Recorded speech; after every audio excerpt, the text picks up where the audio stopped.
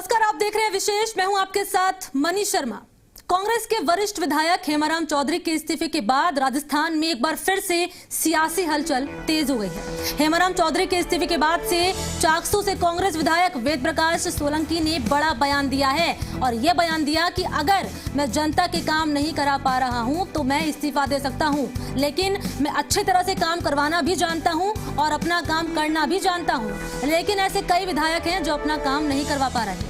ऐसे वक्त में सरकार के सहयोग की जरूरत है। यदि सरकार ही सहयोग नहीं करेगी तो कैसे काम चलेगा। सोलंकी ने राजनीतिक नियुक्तियों को लेकर कहा कि जिन लोगों की कांग्रेस में भागीदारी है उन्हें अब तक मौका नहीं मिला। यदि इन लोगों को भागीदारी मिलती है तो पार्टी और मजबूत होगी। उन्होंने सवाल उठाए हैं और ये कहा है कि क्या कोविड-19 में चुनाव नहीं हुए हैं, क्या कोरोना काल में मुख्यमंत्रियों ने शपथ नहीं ली है, इसलिए क्या कोविड काल में राजस्थान में मंत्रिमंडल का विस्तार नहीं हो सकता।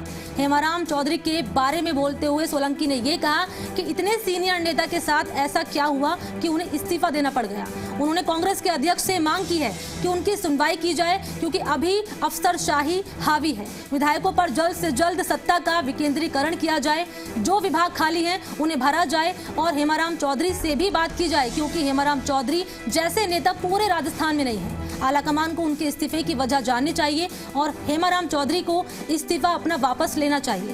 वेद प्रकाश सोलंकी ने सीएमएचओ सेकंड डॉक्टर हंसराज बदालिया से कोविड चार्ज छीनने पर भी सवाल उठाए और ये कहा सोलंकी ने कि आखिर उनसे चार्ज क्यों छीना गया, जबकि वो तो अच्छा काम कर रहे थे। क्या दलित होने की वजह से उनका चार्ज छीना गया है? आखिर उनके चार्ज छीने जाने को लेकर किसने ऑर्डर निकाले? सीएमएचओ प्रथम नरोत्तम शर्मा को क्यों चार्ज दिया गया? तो ये बड़ी खबर आपको बता रहे हैं। वेद प्रकाश सोलंकी ने बड़ा बयान दिया है। राजस्थान में विरले नेता हैं जो हेमाराम चौधरी जैसे हैं, जो वास्तव में समाज के लिए, क्षेत्र के लिए काम करना चाहते थे। इतने सीनियर नेता हैं, उनका इस्तीफा देना आज की राजनीतिक परिस्थितियों के अंदर सबसे बड़ा घटनाक्रम है। और जो उनकी मांग थी, मैं आपकी कांग्रेस आलाकमान से भी चाहता हूँ, हमारी मांग भी है कि जो भी मुद्दे उन्होंने रखे हैं उनको गंभीरता से सुना जाए और ऐसे नेताओं को कांग्रेस के हाथ में जोड़े करने की आज के समय में बहुत तेजी की आवश्यकता है। ये आपके माध्यम से मैं कहना चाहता हूँ।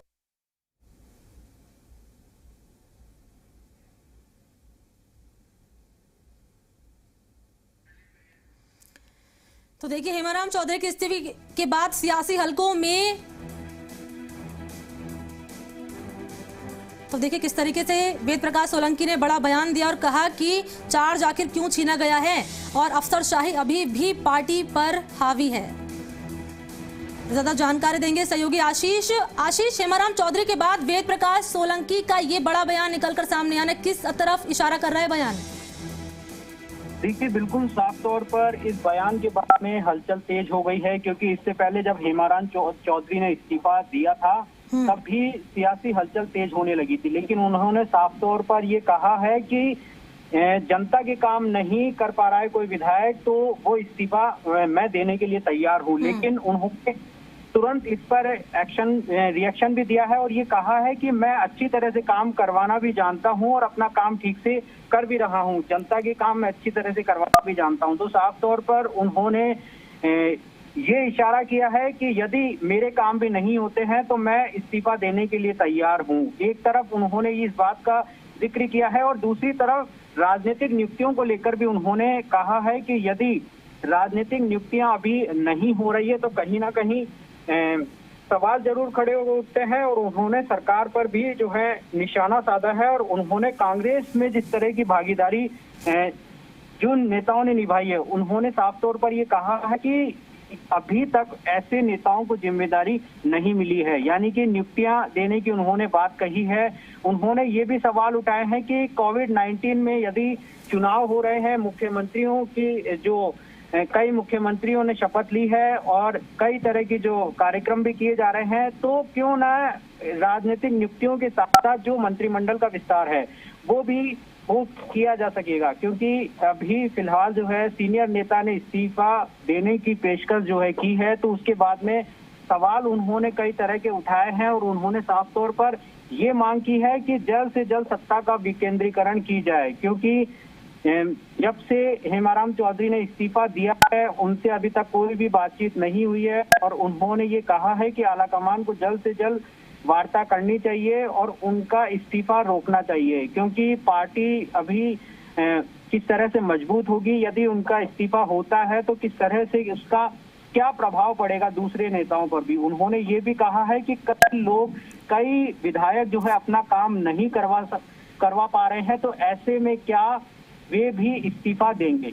जी आशीष, आपने कई ऐसी खबरें हैं, पॉलिटिकली आपने जाकर ग्राउंड पे रिपोर्ट किया है, आपको कभी इस तरह से लगा कि जिस तरीके से हेमाराम चौधरी का इस्तीफा उनकी तरफ से दिया गया और अब वेद प्रकाश सोलंकी का ये बड़ा बयान निकलकर सामने आना, आपके नजरिए की अगर बात की जाए तो इसके क्या मायने निकाले जाएं आशीष? देखिए, अब तक हेमाराम चौधरी का जो इस्तीफा है वो पूरी तरह से अभी तक स्वीकार नहीं किया गया है। उन्होंने जो विधानसभा अध्यक्ष को इस्तीफा जरूर सौंपा गया है, लेकिन अभी उनके मनाने की जो कवायद है वो भी अब शुरू हो जाएगी। हालांकि उनके इस्तीफे के बाद में अब पहला जो उन्होंने ट्वीट किया है हेमाराम चौधरी ने, और उन्होंने ये कहा है कि जो मैंने इस्तीफा दिया है वो साफ तौर पर उनके जो काम है वो नहीं किए जा रहे थे, लेकिन इस्तीफे के बाद में उनका पहला जो ट्वीट है वो किसी ना कहीं इशारा करता है, और पार्टी भी उन्हें मनाने की पूरी तरह से कोशिश कर रही है। पार्टी के जो नेता है और दूसरे नेता है आलाकमान है, वो भी पूरी तरह से। ठीक है आशीष, बहुत शुक्रिया आपका तमाम जानकारी देने के लिए। तो बड़ी खबर आपको इस वक्त टीवी स्क्रीन पर दिखा रहे हैं, किस तरीके से वेद प्रकाश सोलंकी ने एक बड़ा बयान दिया है।